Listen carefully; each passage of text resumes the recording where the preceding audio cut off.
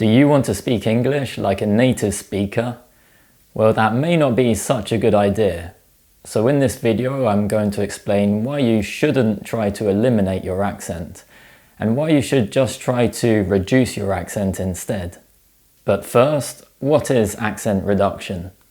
Accent reduction is when you try to improve your pronunciation to make it easier for people to understand you. Usually this involves a variety of listening and pronunciation exercises to help you identify the sounds of a language and reproduce them accurately and consistently. Over time, you'll reduce the influence of your native language on your pronunciation of English, and people will find you a lot easier to understand. You may still have a foreign language accent, but it doesn't interfere too much with your pronunciation of English, and you won't have to repeat yourself so often. In contrast, accent elimination is when you completely replace your foreign language accent with a native accent. However, there are several reasons why this is a bad idea.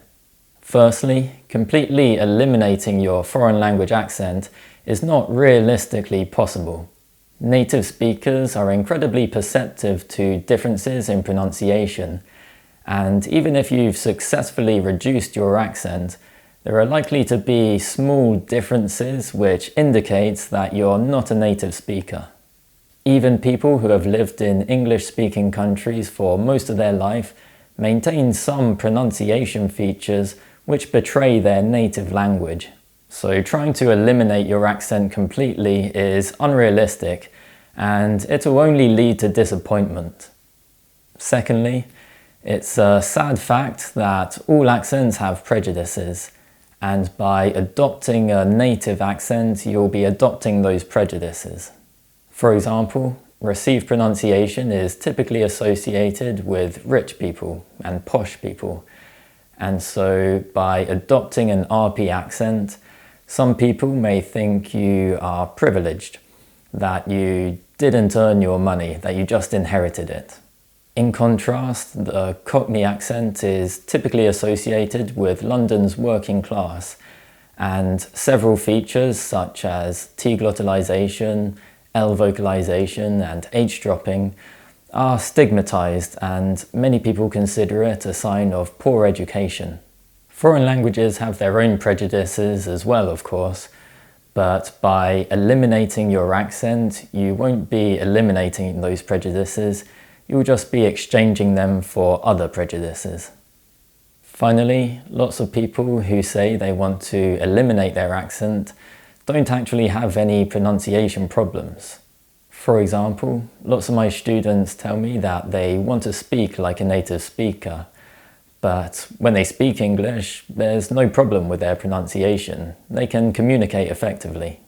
So in my opinion, this desire to eliminate their accent reflects more of a general lack of confidence and insecurity. And by eliminating their accents, they won't resolve the real problem, which is confidence.